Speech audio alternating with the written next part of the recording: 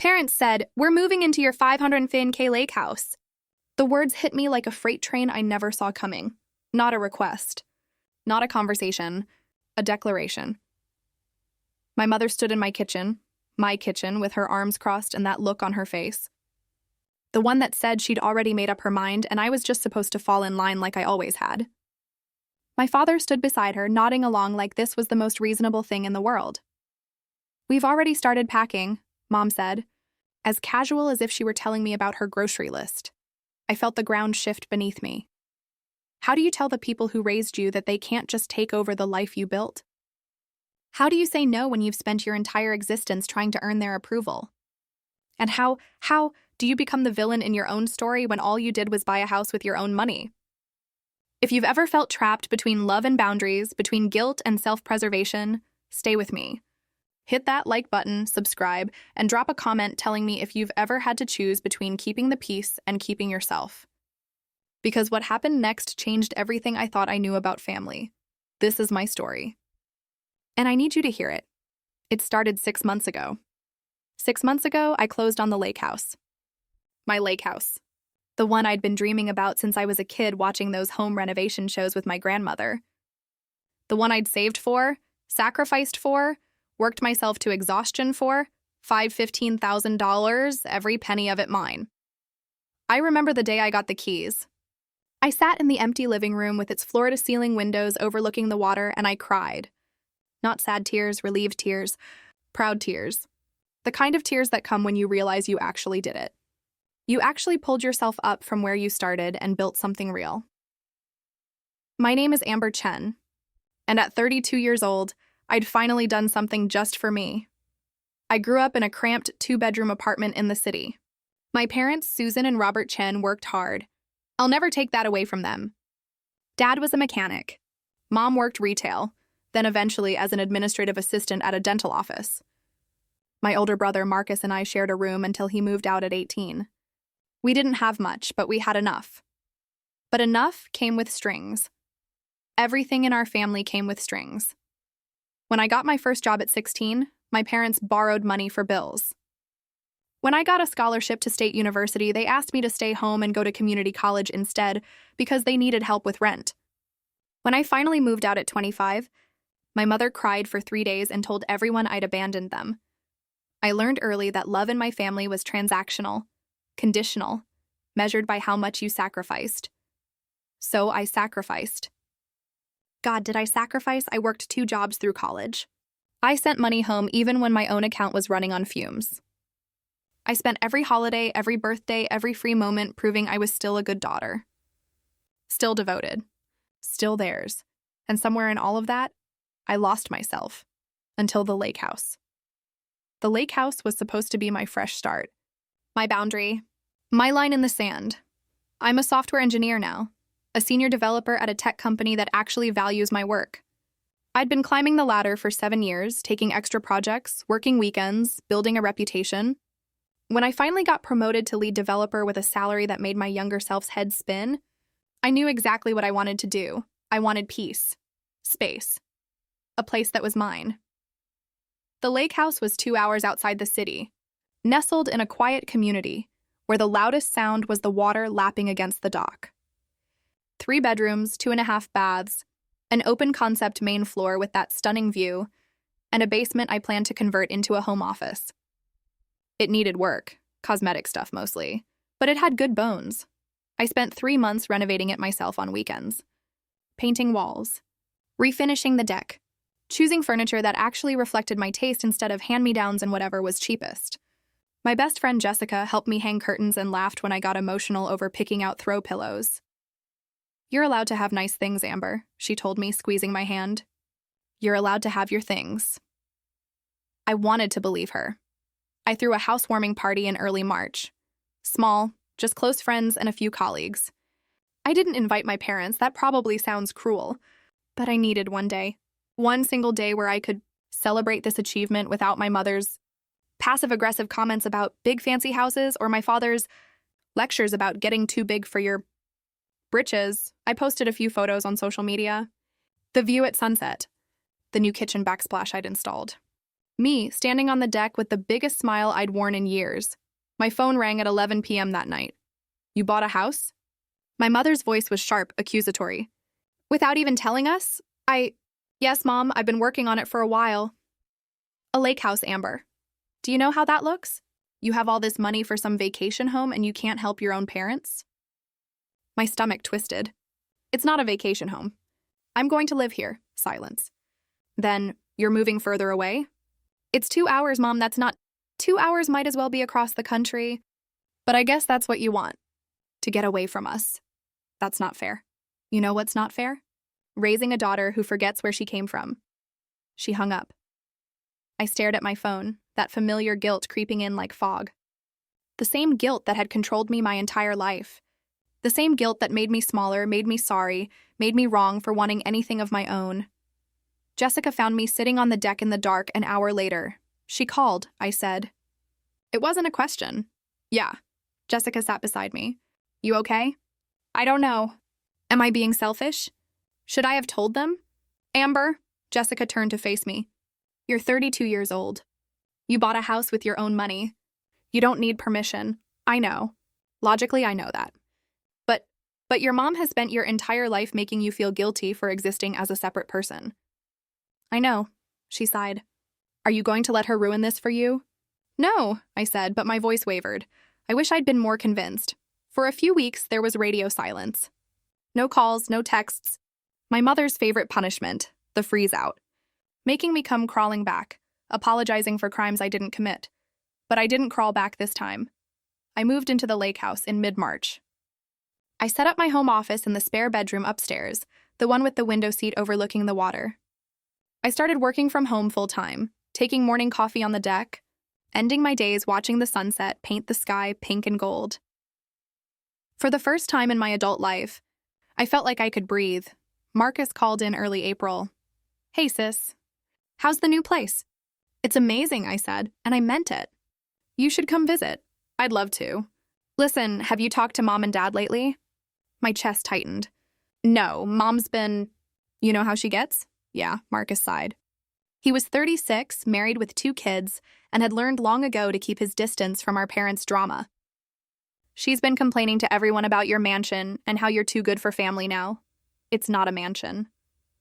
It's a normal house, I know. But you know how she is. She's working herself into a victim narrative. He paused. Just be careful, okay? I know that tone. She's building to something. What do you mean? I don't know yet. But I've seen this before. She gets quiet, plays the martyr, then comes back with some demand disguised as a need. Just keep your guard up. I should have listened to him more carefully. I should have seen it. Coming, they showed up on a Saturday in late April. I was in the garden, a small plot on the side of the house where I was attempting to grow tomatoes and herbs despite having a black thumb. I heard the car pull into the driveway and looked up to see my parents' old sedan. My heart sank. Mom got out first, shielding her eyes from the sun, looking around like she was appraising real estate. Dad followed, hands in his pockets, that neutral expression he wore when he was about to let Mom do all the talking. Surprise! Mom called out, her voice too bright, too cheerful. Fake. I stood up, brushing dirt off my jeans. Mom, Dad, what are you doing here? We wanted to see this famous house of yours. Mom walked toward me, and I noticed she was dressed up. Her nice blouse, her church pants. Like this was an event. You've been hiding it from us long enough? I wasn't hiding anything. Can we come in or are we not welcome? Her smile didn't reach her eyes. I swallowed the dozen responses fighting their way up my throat. Of course you can come in. I gave them the tour. Mom walked through each room with this look on her face, part judgment, part calculation. She ran her fingers along the countertops, opened cabinets, peered into closets like she was conducting an inspection. This is a lot of space for one person, she said, standing in the middle of the living room. I like having space. 3 bedrooms. You don't even have a boyfriend. She looked at Dad. All this room going to waste. My jaw clenched. It's not going to waste. I use it. For what? You work from home, right? So you're here all alone in this big house all day. She sat down on my couch, the beautiful gray sectional I'd saved for months to buy, and patted the cushion beside her. Sit, honey. We need to talk. Every alarm bell in my body went off at once. I sat in the armchair across from them instead. Your father and I have been talking, Mom began, folding her hands in her lap. And we've made a decision. A decision? About our living situation. You know, the apartment complex raised our rent again. It's getting ridiculous. We're barely scraping by, and at our age, we shouldn't have to work ourselves to death just to keep a roof over our heads. My pulse quickened. Okay, so we've decided to move in here. With you. The words hung in the air like smoke. What? It makes perfect sense. Mom leaned forward, her voice taking on that reasonable tone she used when she was about to steamroll me. You have all this extra space. We're struggling. You're our daughter? This is what families do. They help each other. Mom, This is my house. I didn't buy it to what? Share it with your parents who sacrificed everything for you? Her voice sharpened. We raised you. We fed you, clothed you, paid for everything you needed. And now that you're successful, because of us, by the way, you can't return the favor? It's not about returning favors. This is my home, my space. I bought this for myself. Dad finally spoke. We're not asking, Amber, we're your parents. We need help, and you have the means to help us. It's not complicated. Actually, it is complicated. This is my house. I worked for it. I saved for it. And who paid for your braces when you were 12? Mom's eyes flashed. Who co-signed your first car loan? Who helped you with books and rent when you were in college? I paid you back for all of that. Every penny. Money isn't the point. Family is the point. Or does that not matter to you anymore? I felt like I was drowning. Like the walls were closing in. When were you planning to move in? I heard myself ask. Next month, Dad said. We've already given notice on the apartment. My blood turned to ice. You gave notice? Before even asking me? We knew you'd say yes, Mom said, smiling now like everything was settled. You're a good daughter. You always do the right thing. They stayed for another hour, Mom already planning where their furniture would go, which bedroom they'd take, how we'd share the space. I barely heard any of it. I was somewhere else, somewhere far away, watching this happen to someone else. When they finally left, Mom hugged me at the door. We're so proud of you, honey. And we're so grateful you're letting us do this. Family takes care of family. I closed the door behind them and slid down to the floor, and I couldn't breathe. I called Jessica immediately. They did what? Her voice was sharp, angry on my behalf in a way I couldn't be for myself yet. They gave notice on their apartment. They're moving in next month. Amber, you said no, right? You told them no? My voice cracked. I didn't say anything. I just froze? Okay, that's fine. You were ambushed. But you need to call them right now and tell them it's not happening. Jess, I can't just... Yes, you can. This is your house. Your boundary. You don't owe them this, but they raised me. They helped me when you were a kid. That was their job as parents. You don't owe them your entire life because they did the bare minimum of raising you. Jessica's voice softened. Amber, honey, listen to me. If you let them move in, you will never get them out. You know that, right? This isn't temporary. This is them taking over your life again. I knew she was right. God. I knew she was right. But the guilt was like quicksand, pulling me under. I spent that night lying awake, staring at the ceiling, trying to figure out how this had become my problem to solve.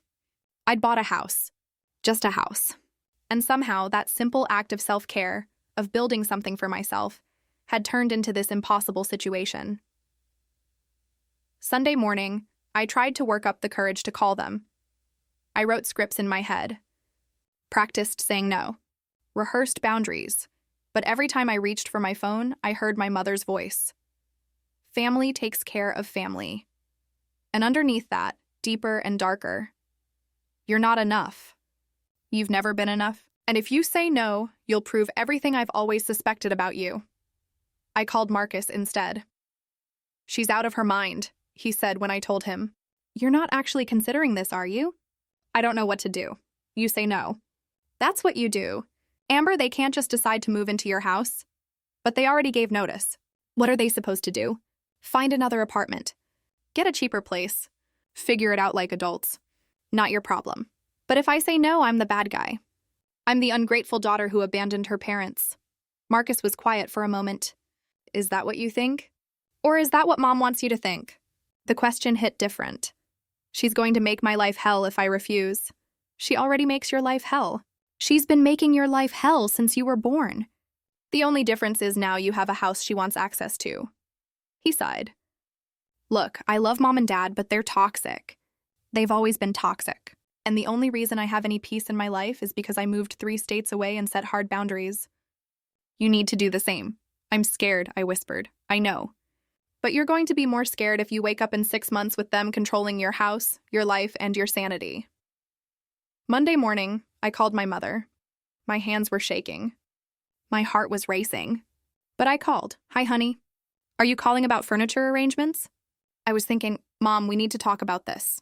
About what? About you moving in. I don't think it's a good idea. Silence.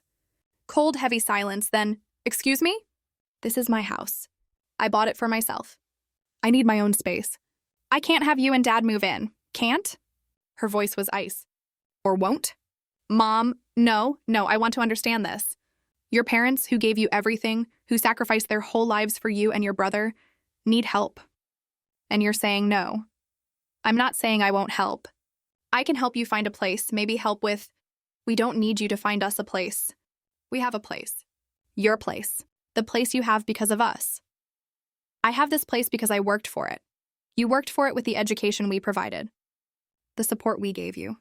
Everything you have because we made it possible. My throat tightened. That's not fair. You want to talk about fair? Fine, let's talk about fair. Is it fair that we have to work into our 60s while you live in luxury? Is it fair that you get to have this perfect life while we struggle? Is it fair that our daughter, our own flesh and blood, would rather see us homeless than share what she has? You're not going to be homeless. You just need to find another... We already gave notice, Amber. We have nowhere to go. What do you want us to do? Live on the street? There are other apartments.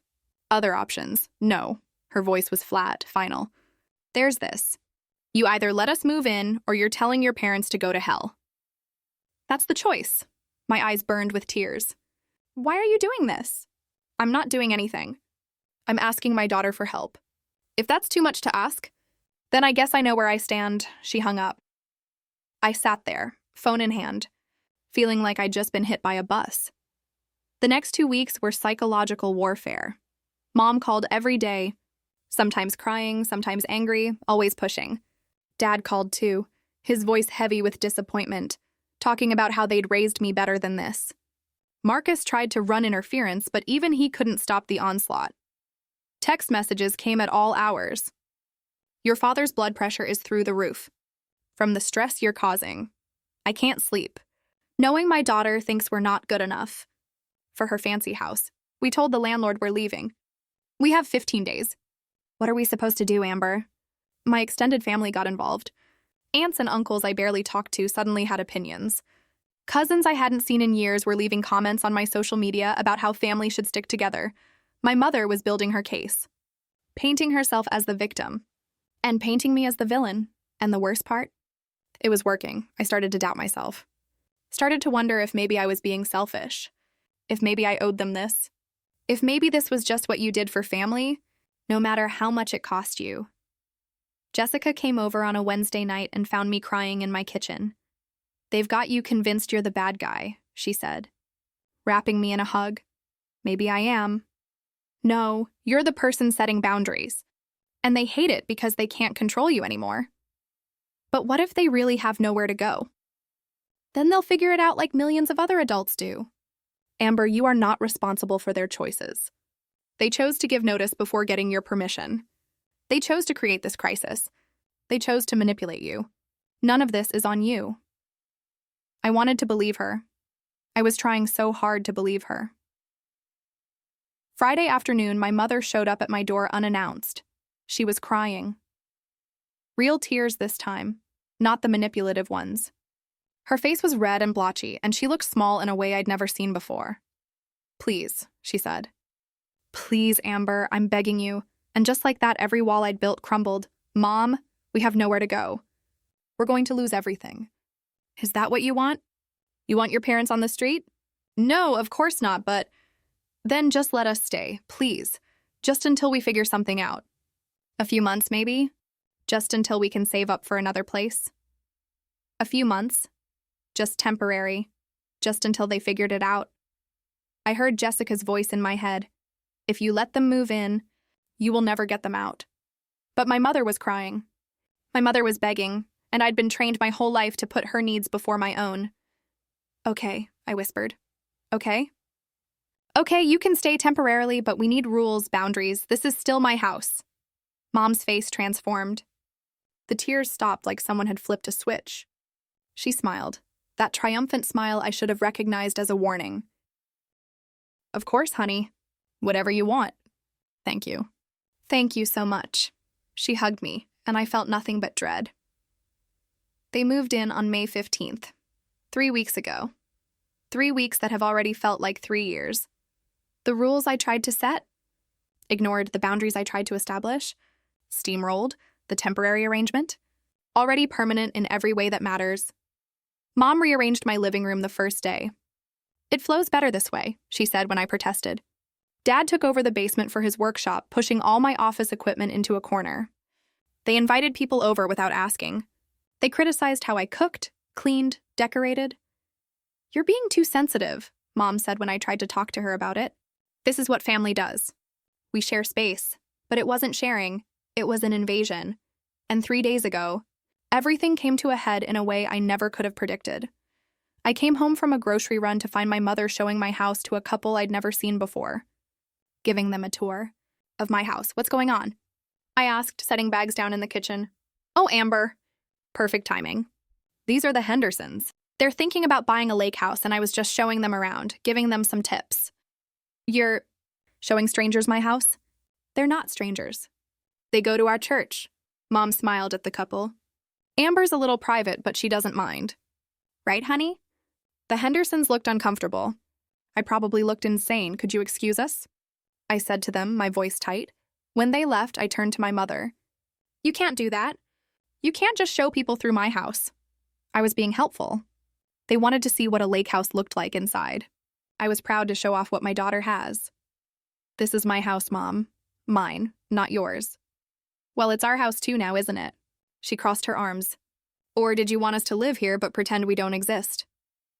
That's not what You know what, Amber? Ever since we moved in, you've been making us feel unwelcome. Like we're intruders in your precious house. We're your parents. Show some respect. I'm asking you to respect my boundaries. Your boundaries, she scoffed. That's all you care about. Your boundaries, your space, your house. What about family? What about respect for the people who raised you? Mom, I let you move in. I'm trying to what? Make us feel like burdens? Like we don't belong? Her voice rose. You resent us being here. Admit it, and something inside me snapped. Yes! The word exploded out of me. Yes, I resent this. I resent that you manipulated me into letting you move into my house. I resent that you ignore every boundary I set. I resent that you treat this place like it's yours when I'm the one who worked for it, paid for it, built it. I resent all of it. The silence that followed was deafening. Mom's face went pale, then red. How dare you? How dare I? How dare you? You guilt-tripped me, manipulated me, and forced your way into my life. Again, just like you always do. We needed help. Then you should have asked like adults instead of giving notice on your apartment and backing me into a corner. This whole thing was a setup from the beginning. A setup? Mom's voice was dangerously quiet. We're trying to survive and you're calling it a setup? You gave notice before even talking to me. That's not asking for help. That's a hostile takeover. Dad stepped forward. Watch your tone, young lady. I'm 32 years old. I'm not a young lady you can boss around anymore. We're your parents, he said. You owe us respect, and you owe me respect. This is my house. Mom's eyes filled with tears. Real or fake, I couldn't tell anymore. I can't believe what I'm hearing. After everything we've done for you, after all the sacrifices we made, you keep saying that. You keep throwing sacrifices in my face. But you know what? Being a parent means making sacrifices. That's the job. You don't get to hold it over my head for the rest of my life. Get out, Mom whispered. What? Get out! She was screaming now. Get out of this house if we're such a burden. Go, leave. Let your horrible parents have this place since that's what you think we want. This is my house. Not anymore. Mom's face was twisted with rage. Not if you're going to treat us like this. Either we're family and this is our home, or you leave. Choose, I stared at her. At this woman who raised me, who shaped me, who had spent my entire life making me feel like I was never quite enough. And I realized something. I was never going to be enough. No matter what I gave, what I sacrificed, what I did, it would never be enough. Because the problem wasn't me. It had never been me. I'm calling a lawyer, I said quietly. A lawyer? Dad looked shocked. Over what? To find out what my rights are. Because this is my house and you can't just take it from me? Mom laughed, bitter, cold. Go ahead. Call a lawyer. Tell them how you're kicking your elderly parents out on the street. See how that looks. You're 62, Mom. You're not elderly. And you're not on the street. You're in my house, terrorizing me. We're not going anywhere, Dad said. You invited us here? We have rights now. My blood went cold. What? We've been here 3 weeks. We established residency. You can't just throw us out. He looked so calm, so sure. We looked into it. They'd planned this, all of it, and I'd walked right into their trap. I couldn't sleep that night. I lay in my bed, the bed I'd chosen, in the room I'd painted myself, in the house I'd bought with my own money, and stared at the ceiling while my parents watched TV downstairs. Like nothing had happened, like they hadn't just admitted they'd researched tenant rights, like they hadn't just revealed. This was all calculated from the beginning. My phone buzzed. Jessica, are you okay? You haven't answered any of my texts. I typed back with shaking hands. They said they have tenant rights. They said they looked into it. Jess? They planned this whole thing. The phone rang immediately. I'm coming over, Jessica said. No, I can't deal with them seeing you here. They'll make a scene. Then meet me somewhere. Coffee shop. Parking lot. I don't care. But you're not alone in this. 20 minutes later, I was sitting in my car in a grocery store parking lot at 10 p.m., telling Jessica everything through her car window. Okay, she said, her jaw tight. Okay, first thing tomorrow, you call a real estate attorney. Not tomorrow, tonight. Right now, find someone who does emergency consultations. It's Friday night. I don't care. Start making calls. Leave messages. This is an emergency. Amber. They basically admitted they're squatting in your house. But they're my parents. They're people who manipulated their way into your home and are now using the law against you. That's what they are. Jessica reached through the window and grabbed my hand. I need you to hear me. This is abuse. Financial abuse, emotional abuse, manipulation, all of it. This is not normal parent-child stuff. This is not you being a bad daughter. This is them exploiting you. I don't understand how it got here. How did buying a house turn into this nightmare? Because they saw something you had that they wanted, and they decided to take it. And they knew exactly which buttons to push to make you let them. Jessica squeezed my hand. But you're awake now. You see what they're doing. So now we fight back. I'm so tired, Jess. I know, honey. I know, but you fight anyway. Because if you don't, you lose everything. Your house, your peace, your life, all of it. They will take it all. I went home that night and locked my bedroom door for the first time since my parents moved in. Saturday morning, I started making calls. The first 3 attorneys I reached out to weren't taking new clients. The 4th one had a voicemail that said they'd respond within 48 hours. The 5th one, a woman named Patricia Hammond, answered her emergency line personally. Tell me what's going on, she said, her voice brisk but not unkind. I told her everything. The manipulation, the move-in, the 3 weeks, the fight, their claim about tenant rights. Okay, Patricia said when I finished. Here's the situation. They're not entirely wrong. In most states, once someone has been living in a property for a certain period of time, usually 30 days, sometimes less, they do establish tenancy. Even without a lease. Even if they're not paying rent. My stomach dropped. So I can't make them leave? You can. But you have to do it legally. You have to follow formal eviction procedures. You can't just change the locks or throw their stuff out. That would be an illegal eviction, and they could sue you. How long does an eviction take? Depends on the state and how backed up the courts are. Anywhere from 30 days to 4 months. Maybe longer if they fight it, 4 months. 4 more months of this. But here's the thing, Patricia continued. You said they've only been there 3 weeks? Yes, they moved in May 15th. Today is June 6th. Okay. So depending on your state's laws, they might not have established tenancy yet. We need to act fast. Like, immediately. I need you to send me documentation of everything. When they moved in, any texts or emails about the arrangement, anything that shows this was supposed to be temporary. I don't have anything in writing. It all happened so fast. That's okay. We work with what we have. Can you come to my office Monday morning? First thing? Yes, absolutely. Good. In the meantime, document everything. Write down every conversation you can remember. Dates, times, what was said. Start recording interactions if your state allows one-party consent. And Amber? Yeah? Don't tell them you're lawyering up. Not yet. Act normal. If they know you're taking legal action, they might escalate or start building their own case. After we hung up, I sat in my car. I'd driven to a park to make the calls in private, and felt something I hadn't felt in weeks. Hope. Tiny. Fragile, but there. The weekend was tense. I avoided my parents as much as possible, spending most of Saturday in my room or taking long walks by the lake. When I had to interact with them, I was polite but distant.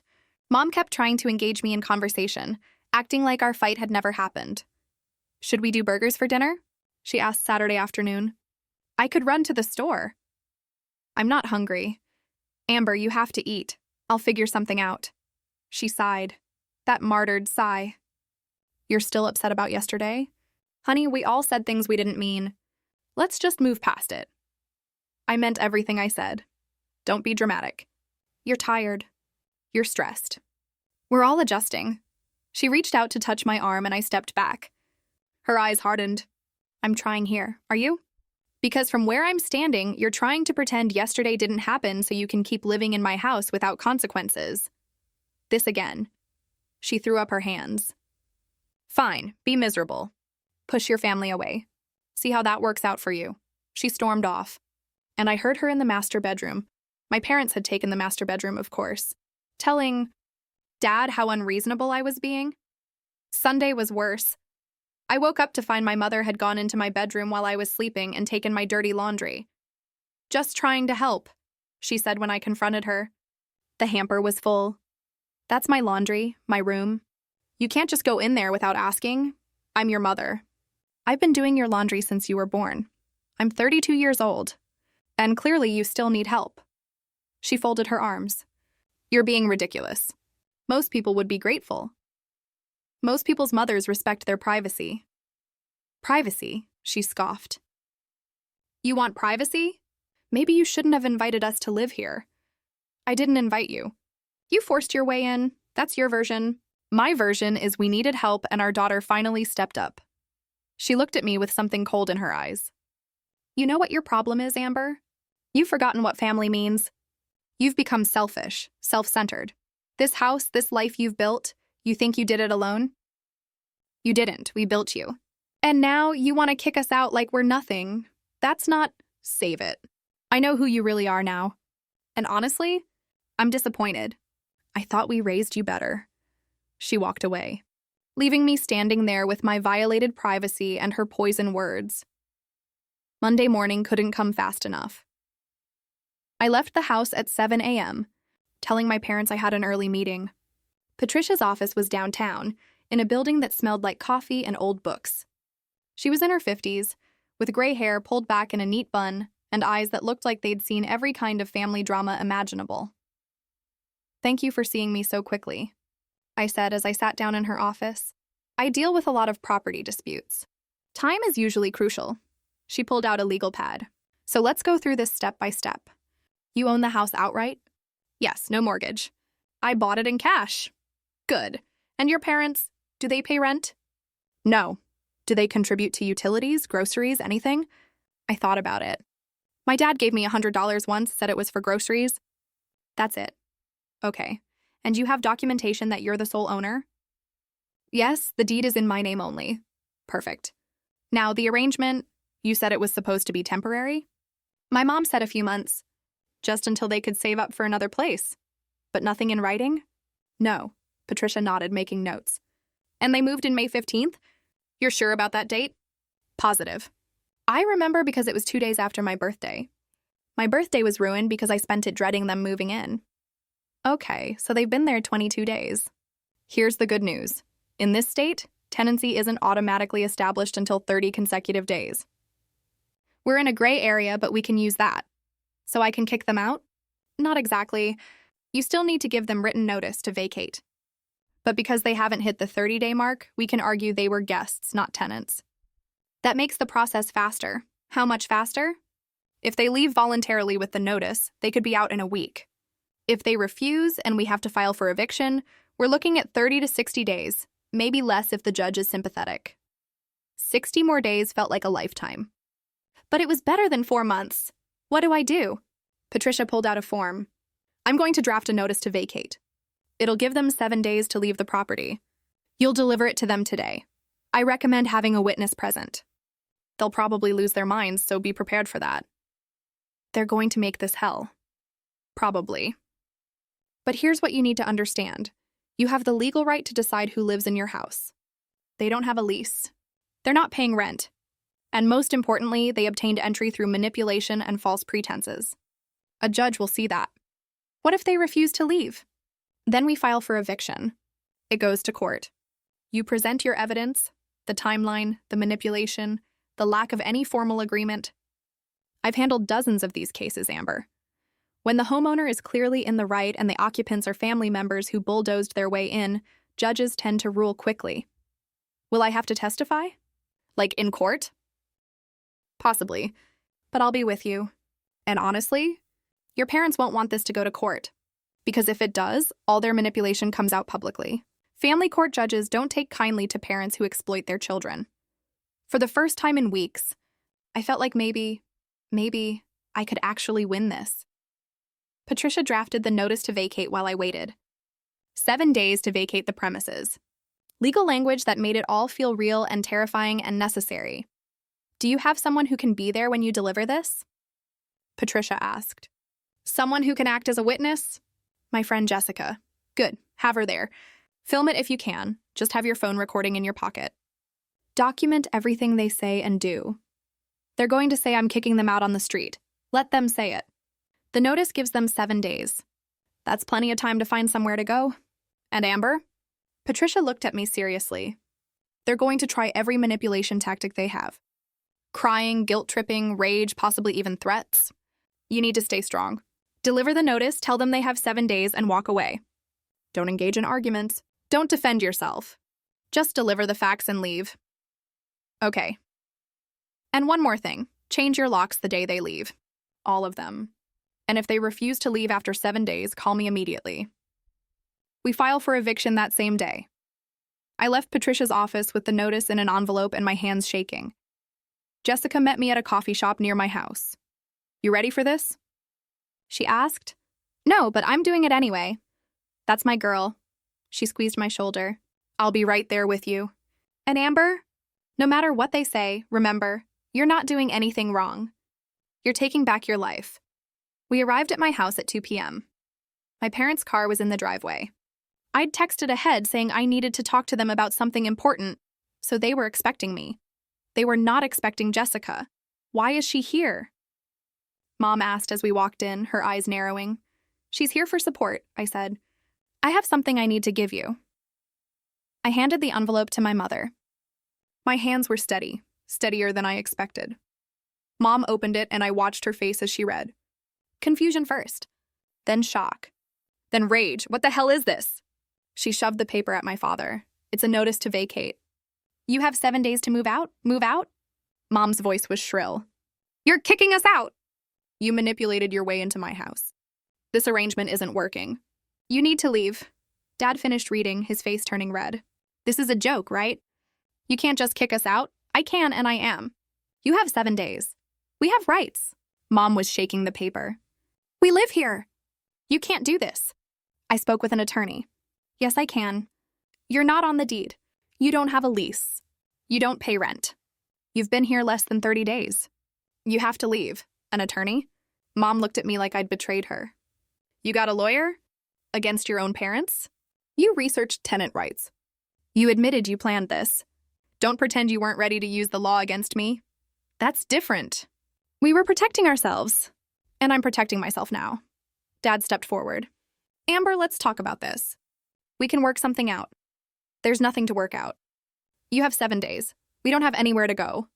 Mom was crying now, real tears or fake. I couldn't tell and didn't care anymore. You had somewhere to go before you manipulated me into this. Figure it out. Manipulated? Mom's tears stopped instantly. How dare you? We needed help. We needed our daughter and you're throwing us out like garbage. You gave notice on your apartment before asking me. You moved in and immediately started taking over. You went into my room without permission. You showed strangers through my house. You ignored every boundary. That's not needing help, that's a hostile takeover. You ungrateful little... Dad started toward me and Jessica stepped between us. Don't, Jessica said firmly. Don't even think about it. This is family business, Dad said. This is Amber's house and you're being asked to leave. That's not family business. That's trespassing. Mom collapsed onto the couch dramatically. I can't believe this. My own daughter, throwing me out. After everything I've done, after all the sacrifices. The sacrifices you keep throwing in my face, I said. The sacrifices you use as weapons. I'm done, Mom. I'm done feeling guilty for having boundaries. I'm done apologizing for existing as a separate person. I'm done. Fine. Mom stood up, her face twisted. Fine, we'll leave. And don't you ever come crawling back to us when you need something. Don't call us when you're sick or lonely or when your perfect little life falls apart. You want to cut us out? Consider it done. You have 7 days, I repeated. After that, if you're still here, I'll file for formal eviction. We'll sue you, Dad said. We'll tell everyone what you did. We'll make sure the whole family knows what kind of person you really are. Tell them, I said. Tell them I bought a house and you tried to take it from me. Tell them I set boundaries and you couldn't handle it. Tell them whatever you want. I don't care anymore. The look on my mother's face was pure venom. You will regret this. The only thing I regret is letting you move in the first place. Jessica and I left while they were still sputtering with rage. We sat in her car in my driveway, my whole body shaking with adrenaline. You did it, Jessica said. Oh my God, you actually did it. I feel like I'm going to throw up. That's normal. You just stood up to the people who've controlled you your entire life. You're allowed to feel sick. Did you record it? Jessica held up her phone. Every word. They're not going to leave quietly. Probably not. But you gave them notice. You did everything legally. Now we wait. 7 days, I whispered. What am I going to do for 7 days? Probably stay somewhere else. My place, a hotel. Anywhere but here with them. She was right. There was no way I could stay in that house for the next week. I packed a bag and left within the hour. My parents didn't try to stop me. They were in their room with the door closed, and I could hear my mother on the phone.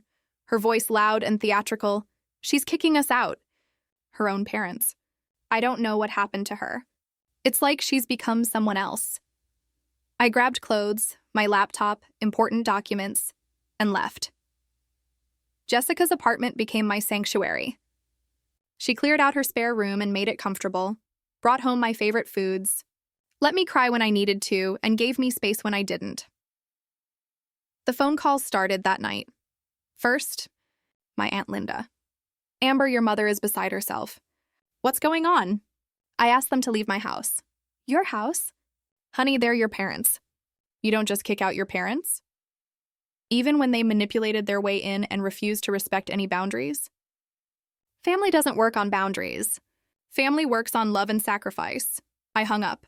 Then my Uncle Tom, then my cousin Rachel, then my grandmother, the one person whose opinion actually mattered to me.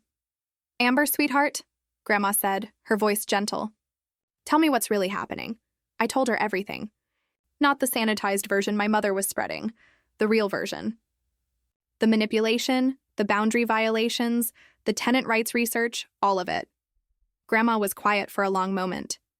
Then, your mother has always been controlling. I love her, but I'm not blind. She did the same thing to your grandfather and me when you kids were little. Tried to guilt us into watching you every weekend, got angry when we wanted our own lives. We had to set hard boundaries too. She's telling everyone I'm a terrible daughter. Let her tell them. The people who matter will see the truth. And the people who don't see it? They're not worth your energy. Grandma sighed. I'm proud of you, honey. It takes courage to stand up to family, especially when they're wrong. I feel awful. That's because you have a good heart. But having a good heart doesn't mean letting people walk all over you. You bought that house for yourself. You have every right to keep it for yourself. Thank you, Grandma. Call me if you need anything. And Amber, don't you dare feel guilty for this. You're doing the right thing. Days 2 through 4 were psychological warfare. My mother ramped up the social media campaign, posting vague statuses about ungrateful children and how you raise them versus who they become. Family members I barely knew were commenting, sending me messages ranging from concerned to accusatory. My father called me twice, asking if we could talk this through like adults. I didn't answer. Marcus called on day 3. Mom's losing her mind. She called me crying, saying you're evicting them illegally. It's not illegal. I have a lawyer, I know. I told her that. I also told her she had this coming. He paused. She's not handling it well. She's telling everyone you're having some kind of breakdown.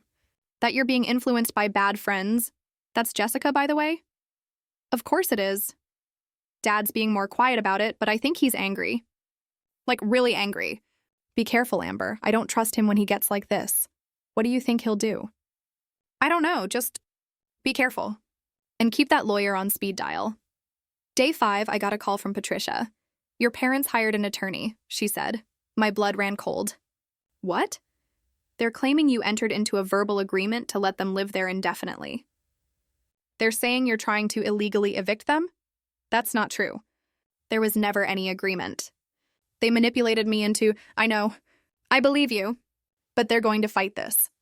Their attorney sent me a letter claiming they have tenancy rights and demanding you rescind the notice. Can they do that? They can try. It won't work. We have the timeline on our side, and they don't have any documentation of an agreement.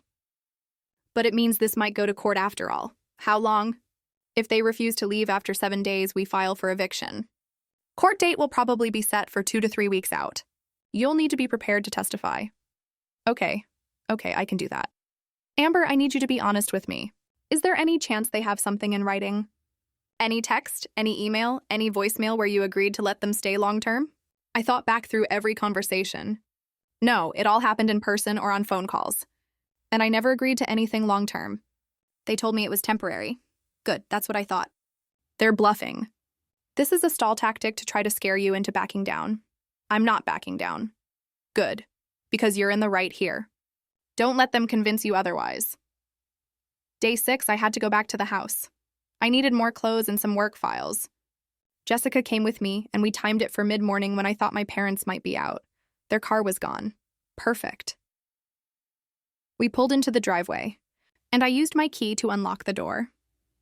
The house looked different. My furniture had been rearranged again, drastically. Pictures I'd hung were taken down and replaced with my parents' photos. The kitchen had their dishes out, their food everywhere. My living room barely looked like mine anymore. Jesus, Jessica breathed. They really thought they were going to win this. I went upstairs to my room, my heart pounding.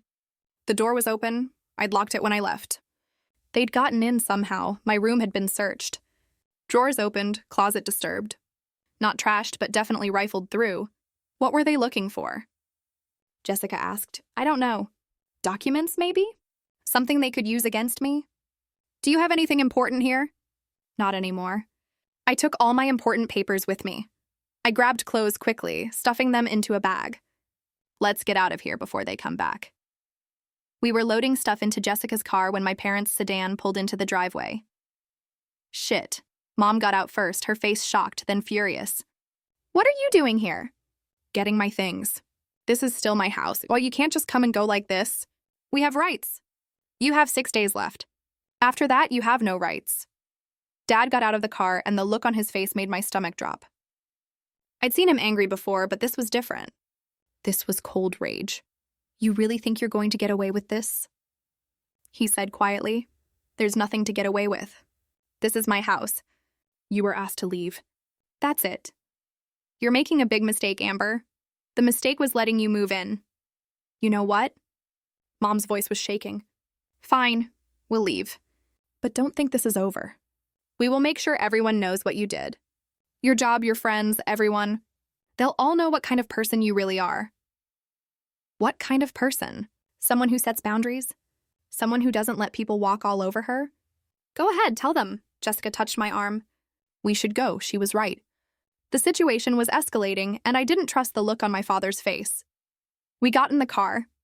As we pulled away, I saw my mother on her phone, probably calling more family members to fuel her victim narrative. One more day, Jessica said. Then they're out of time. And then what? They're not going to leave peacefully. Then Patricia files for eviction, and this goes to court. And you win. Because you're going to win, Amber. I wanted to believe her. I needed to believe her. Day 7. The deadline. I waited at Jessica's apartment, checking my phone every 5 minutes. Patricia had advised me not to go to the house, not to engage. Just wait and see if they left. At 5 p.m., the official deadline, my phone rang. Unknown number. Hello? Miss Chen? This is Officer Rodriguez with the County Sheriff's Department. I'm at your property on Lakeview Drive. Your parents called us, claiming you're trying to illegally evict them. My heart stopped. That's not true. I have an attorney. I gave them proper notice. They're saying they have tenant rights and you're harassing them. Officer, I own the house. They've been here less than 30 days. My attorney can confirm everything is legal. Do you have documentation? Yes. The notice to vacate was drafted by my attorney. They were given 7 days. Today is day 7. Can you come to the property? We need to sort this out. I looked at Jessica. She grabbed her keys. When we pulled up, there were 2 police cars in my driveway. My parents were on the porch with 2 officers, and Mom was crying. Of course she was crying. That's her. Mom pointed at me. That's my daughter. The one trying to throw us out. I got out of the car, my legs shaking. One of the officers, Rodriguez, walked over to me. Ms. Chen? Yes, this is my house. I'm the sole owner. I gave them notice to vacate 7 days ago. They're claiming you didn't follow proper procedures. I have an attorney who drafted the notice. I can call her right now. Please do. I called Patricia. She answered immediately. Is this about the deadline? There are police here. My parents called them. Put me on speaker. Let me talk to the officers. I held out my phone. Patricia identified herself and explained the situation in clear legal terms. The notice. The timeline. The lack of any lease or formal agreement. The officer listened, then looked at my parents. She's right. Without a lease and with proper notice given, you need to vacate. But we have nowhere to go. Mom wailed. That's not a legal issue, ma'am. You were given 7 days. You need to leave the property. This is ridiculous. Dad stepped forward. She's our daughter. We raised her. She can't do this. Sir, the relationship doesn't matter. She owns the property. You were given notice. The law is clear. We're not leaving, Mom said. We have rights. We live here. Rodriguez looked at me. If they refuse to vacate, you'll need to file a formal eviction. We can't physically remove them without a court order. My attorney is prepared to file, I said. No. Mom was screaming now. You are not taking this to court. I am your mother. And this is my house. I screamed back, something breaking inside me. My house, mine. You don't get to steal it from me because you raised me. That's not how this works. The officers looked uncomfortable. One of them, a younger guy whose name tag said Mitchell, spoke up. Folks, this is a civil matter. If you can't come to an agreement, it needs to go through the courts. Patricia's voice came through the phone. Amber, tell them you're filing for eviction tomorrow morning. Let the officers document that your parents were given proper notice and refused to leave. I repeated what she said. Rodriguez nodded, making notes. You're both staying here tonight? He asked my parents. Yes, Dad said firmly. This is our home. Actually, it's not, Mitchell said. It's her home. You're guests who have overstayed. But without a court order, we can't remove you. He looked at me. File for eviction. The court will sort this out. The officers left. My parents went back inside, into my house, and I stood in the driveway, shaking with anger and frustration and exhaustion. We file tomorrow, Patricia said through the phone. First thing, I'll have the papers ready. How long until court? 2, maybe 3 weeks? They'll drag it out as long as they can. But Amber, you're going to win. I promise you, you're going to win. I ended the call and looked at Jessica. 3 more weeks, then it's over. Then you get your house back. I looked up at my house, my beautiful house, my sanctuary, my dream. and saw my mother looking out the window at me with an expression of pure triumph. She thought she'd won. She thought I'd back down. Give up. Let them stay. But she didn't know me anymore. She didn't know the woman I'd become when I stopped being her daughter and started being myself. 3 more weeks. I could survive 3 more weeks, and then I was taking my life back, no matter what it cost. The eviction papers were filed at 9 a.m. the next morning. I sat in Patricia's office while she walked me through everything, the court date set for June 28th, 3 weeks away. 3 weeks of my parents living in my house, 3 weeks of them spinning their narrative, 3 weeks of wondering if I was doing the right thing. They're going to make these 3 weeks hell, Patricia warned. They'll try to provoke you, document anything they can use against you, maybe even try to claim you're harassing them. You need to stay away from the property completely. But it's my house. I know. But right now we need to be strategic. Let them have the house until the court date. Focus on building your case. We need witnesses who can testify about their manipulation, documentation of their behavior, anything that shows this wasn't a normal housing arrangement. I have Jessica. She was there for some of it. Good. Anyone else? I thought about it. My brother, Marcus. He knows how they operate. And my grandmother? She's talked to my mom and knows what she's like. Perfect. I'll need their contact information. We'll prepare statements. Patricia leaned forward. Amber, I want you to understand something. Your parents' attorney is going to paint you as a cruel daughter abandoning her elderly parents. They're going to pull out every emotional manipulation in the book. Are you prepared for that? I don't know how to prepare for that. By remembering the truth. They manipulated their way into your home. They ignored your boundaries. They researched tenant rights before they even moved in. That shows premeditation. They're not victims. They're opportunists. And the judge will see that if we present it correctly. What if the judge sides with them? They won't. I've been doing this for 15 years. I know how these cases go. But you need to stay strong. No matter what your parents say, no matter how guilty they try to make you feel. Can you do that? I thought about the last 7 days. The phone calls, the social media posts, the family members coming out of the woodwork to tell me I was wrong. The look on my mother's face when the police said they couldn't remove her. I thought about my house. My sanctuary.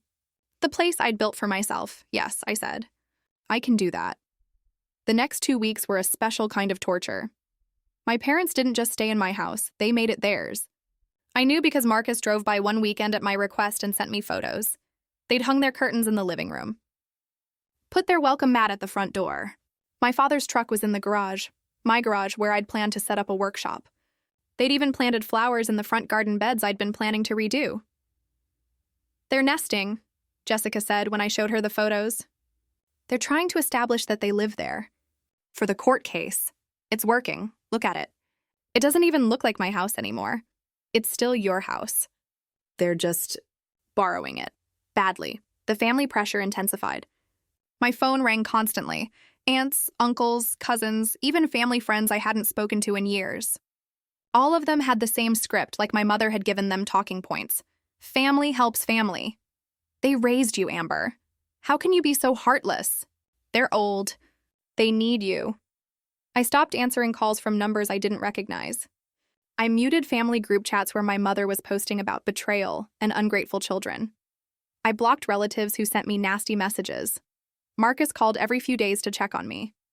Mom's telling everyone you've had a mental breakdown. That you're under the influence of toxic friends who are turning you against family. Let her say it. Dad's been quieter, but he's angry. Really angry. He told me you're going to regret this. I don't like how that sounded. What do you think he means? I don't know, but he's never forgiven me for moving away and setting boundaries. I think he sees you doing the same thing, and it's like he's losing control. And Dad doesn't handle that well. Should I be worried? Just be careful. And make sure Patricia knows he's made threats. I told Patricia about the comment. She added it to the case file. Document everything, she reminded me. Every threat, every manipulation attempt, every boundary violation. It all builds our case. The week before the court date, things escalated.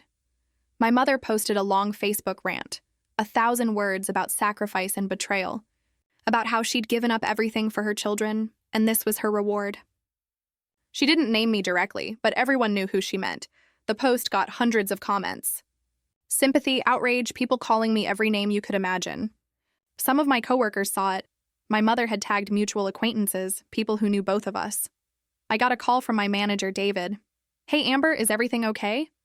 I saw some concerning posts circulating about family issues. My stomach dropped. "It's a personal matter. It won't affect my work. I'm not worried about your work. I'm worried about you.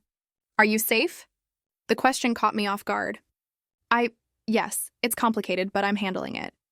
If you need time off or if you need HR involved for any reason, let me know. We support you. I hung up feeling grateful and humiliated in equal measure. My mother had made sure my professional life wasn't safe from her either. Jessica found me crying in her spare room that night. "She's destroying my reputation," I sobbed. "Everyone thinks I'm this horrible person." My coworkers saw her posts. "My professional network is seeing this. How am I supposed to come back from this?" You come back by telling the truth. By winning in court. By showing people who you really are. Jessica sat beside me. The people who matter know you're not a villain. And the people who believe your mom's lies? They don't matter. It feels like everyone believes her. Not everyone. Marcus believes you. Your grandmother believes you. I believe you.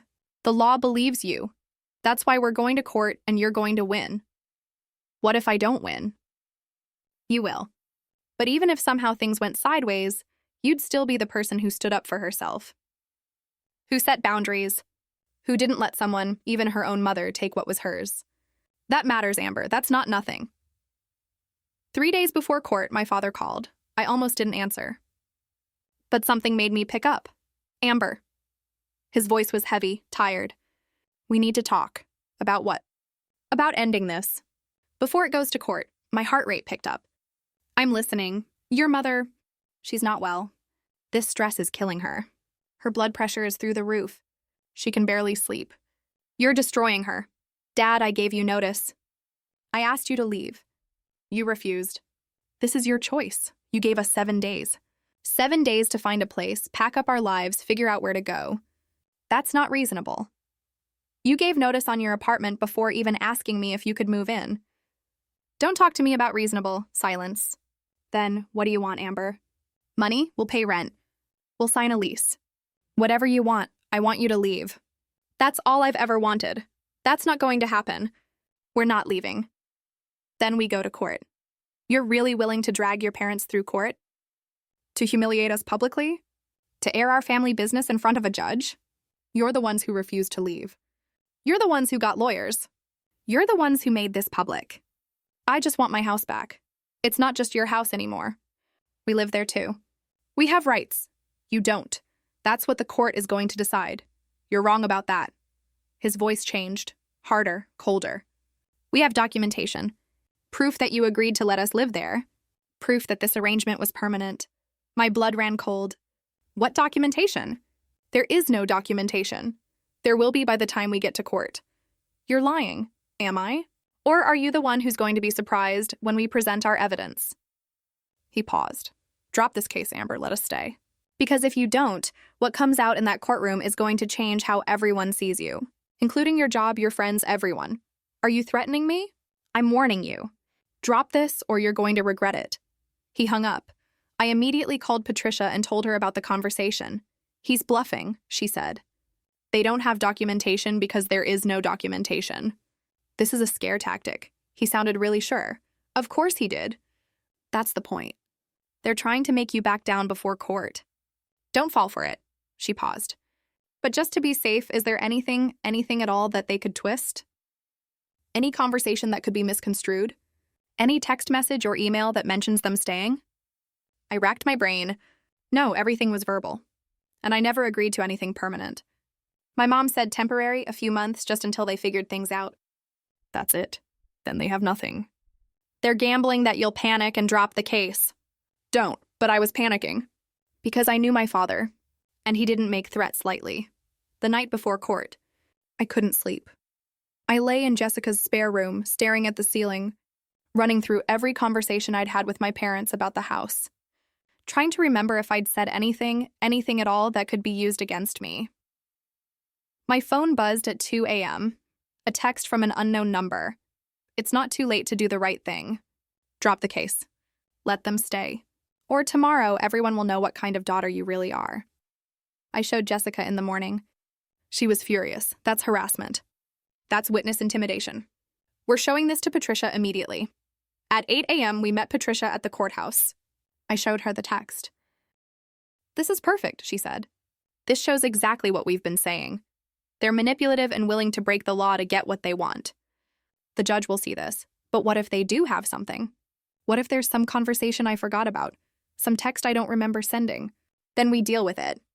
But Amber, I've been through your phone records, your email history, everything. There's nothing.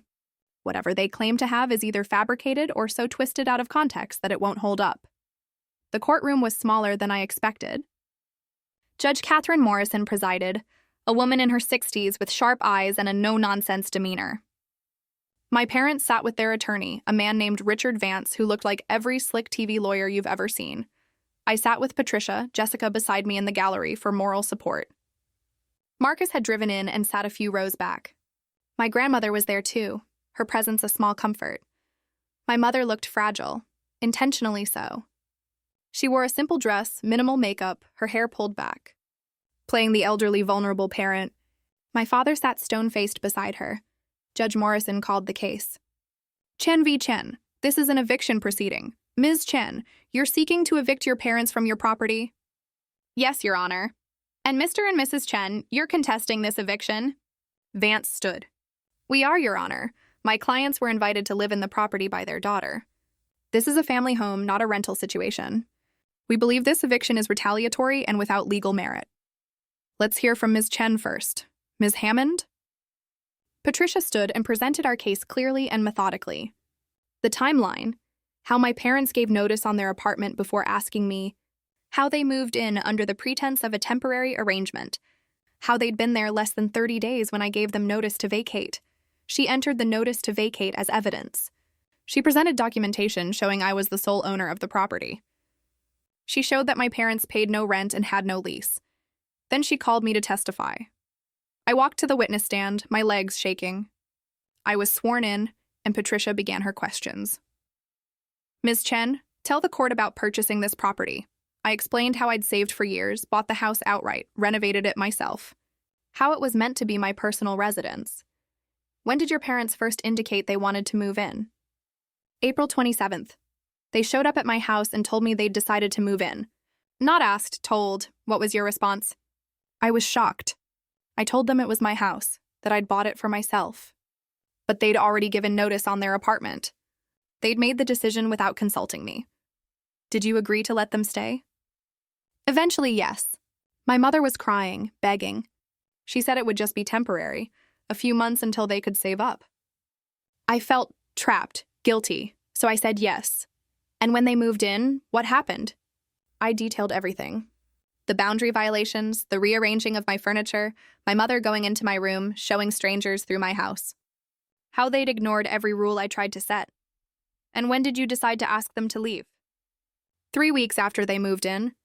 When I realized this was never meant to be temporary. When I found out they'd researched tenant rights before even moving in. Patricia entered evidence of the text messages from family members, my mother's Facebook posts, the harassment I'd received. Vance objected to some of it. Irrelevant. Your Honor, family dynamics aren't the issue here, but Judge Morrison allowed most of it. The circumstances of how they came to occupy the property is absolutely relevant, Mr. Vance. Then it was Vance's turn to question me. Ms. Chen, you say your parents manipulated you. But isn't it true that you invited them to live with you?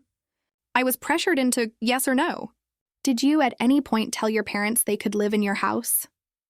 Yes, but thank you. And isn't it true that your mother specifically told you this arrangement was for their retirement? That they were planning to live there permanently? No, she said temporary. A few months? Are you sure about that? Because my clients recall very different conversations. I'm absolutely sure. And yet you have no documentation of this supposed temporary arrangement? It all happened so fast. There was no time to... So there's no proof that your parents understood this to be temporary. For all anyone knows, you agreed to let them move in permanently and then changed your mind, Patricia objected.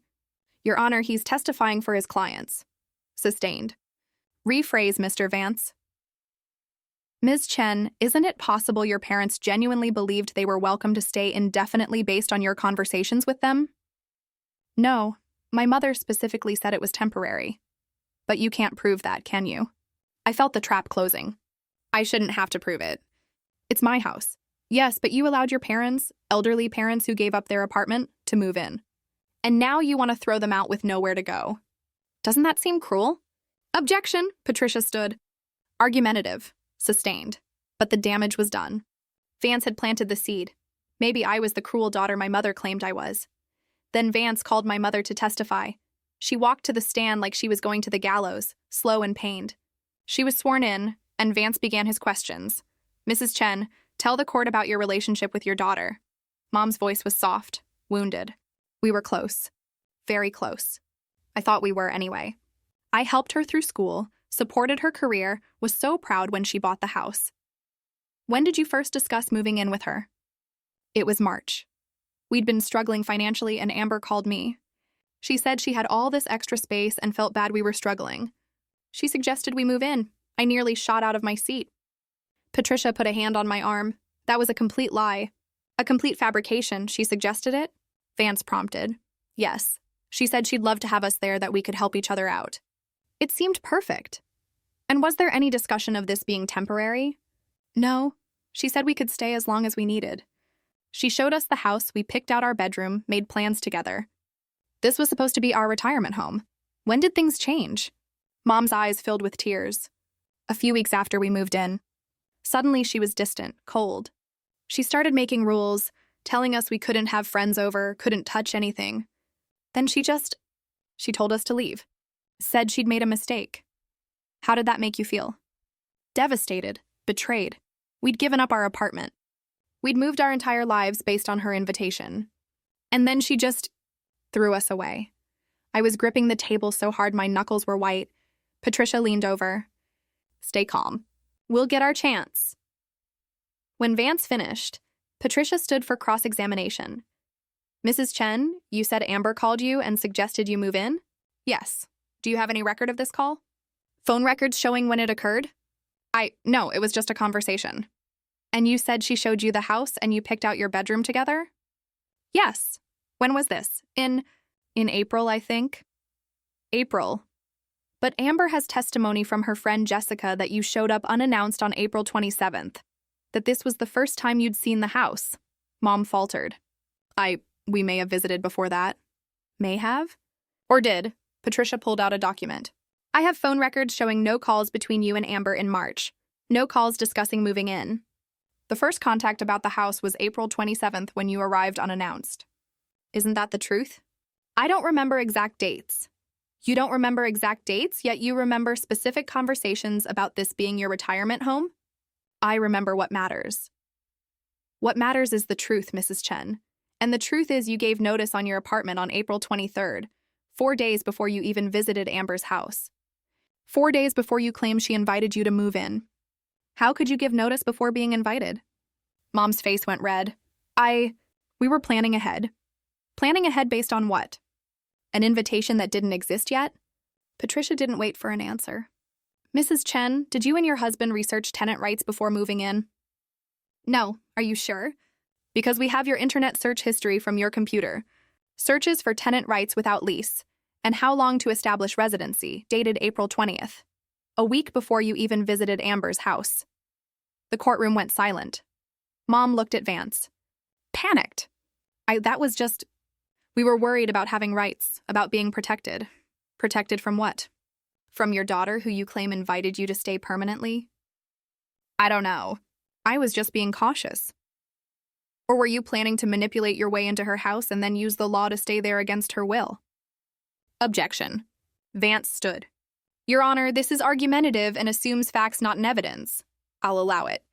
Answer the question, Mrs. Chen. Mom was crying now. Real tears, I thought. Not manipulative ones. Scared tears? We just needed a place to live. We're not bad people. We're her parents. Patricia softened her voice slightly. No one is saying you're bad people. But you can't force your daughter to house you against her will. You can't manipulate your way into someone's home and then refuse to leave.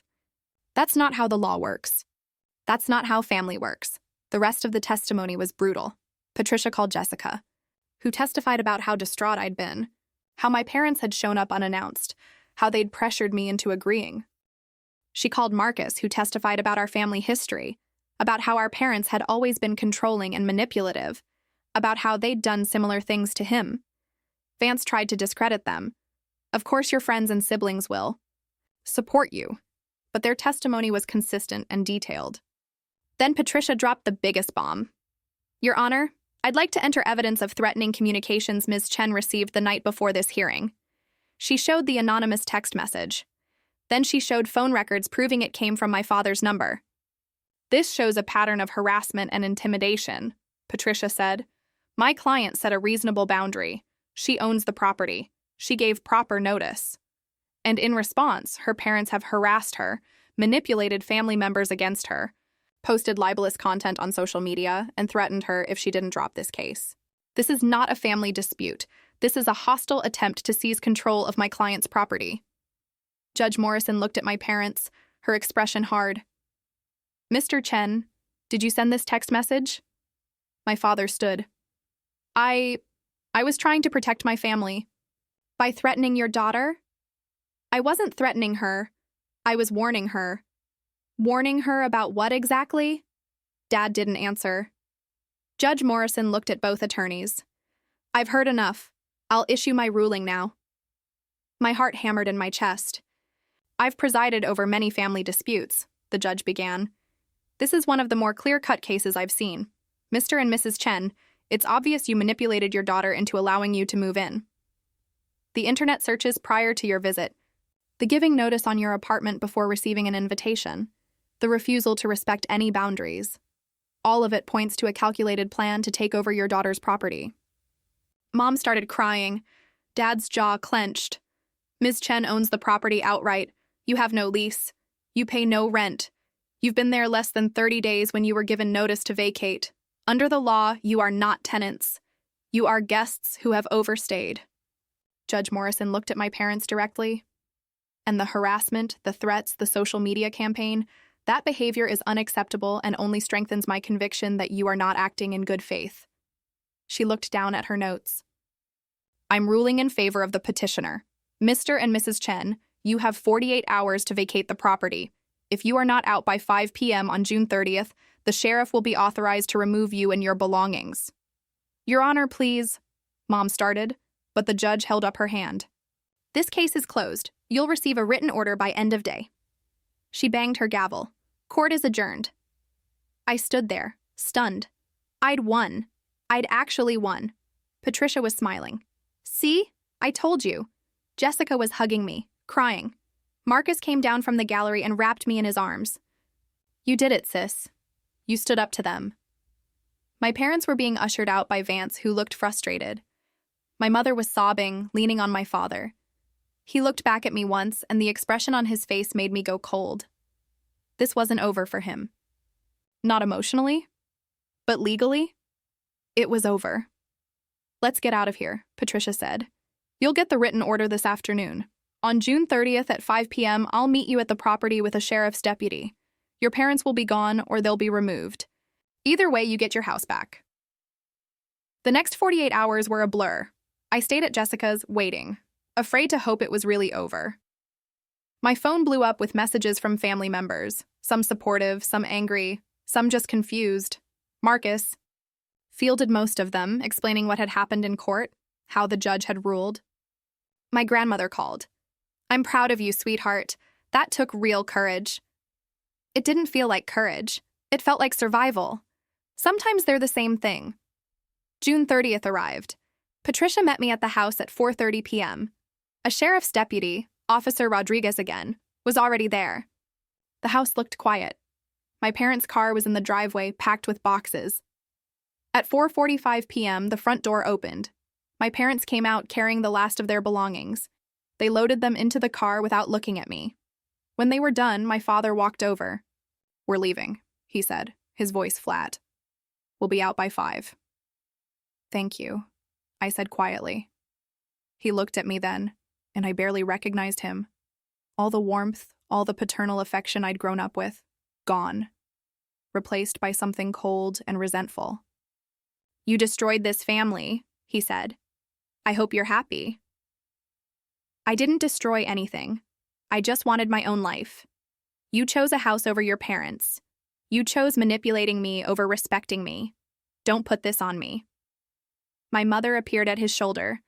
Her eyes were red and swollen. She looked at me like I was a stranger. "I will never forgive you for this," she said. "Never. I can live with that. Can you? Can you really live knowing you threw your parents away? Knowing what kind of person that makes you? It makes me someone with boundaries. Someone who doesn't let people, even family, take what's mine." "You're not my daughter anymore," Mom said. Her voice broke. "I don't have a daughter anymore." The words should have hurt.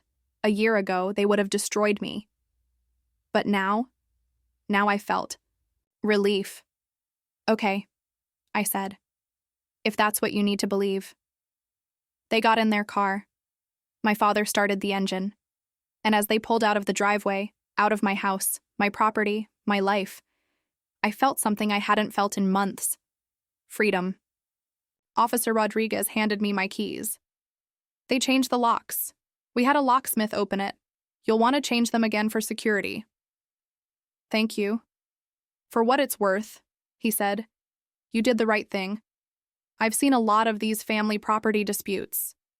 Most people cave. You didn't. Good for you." Patricia shook my hand. "Congratulations. Your house is yours again." I walked up to the front door, my front door, and stepped inside. The house was a mess. Furniture moved around, dishes in the sink, their belongings scattered. But it was empty of them. Empty of their presence, their control, their manipulation. Jessica came in behind me. "Welcome home," I burst into tears. The next few weeks were about reclaiming. I changed all the locks. I moved furniture back where I wanted it. I repainted the walls they'd scuffed. I replaced the curtains they'd hung with the ones I'd chosen originally. I cleaned every surface, washed every dish, erased every trace of them. Marcus came to help one weekend. "How are you doing with all this?" he asked as we moved the couch back to its original spot. "I don't know. Relieved, sad, angry, all of it. That's normal. You did a hard thing. You're allowed to feel complicated about it. Do you think I'm a bad daughter?" Marcus stopped and looked at me. "Amber, you're not a bad daughter. You're a daughter who finally stood up for herself. There's a difference. Mom said she'll never forgive me." "Good. That means she can't use forgiveness as leverage anymore." He sat down beside me. "Listen, I went through this years ago when I moved across the country. She said the same things to me. That I was abandoning the family, that I was selfish, that she'd never forgive me. You know what happened?" "What?" "Eventually, she got over it. Because she needed someone to manipulate and I was gone. So she moved on to you. And now that you've set boundaries, she'll find someone else.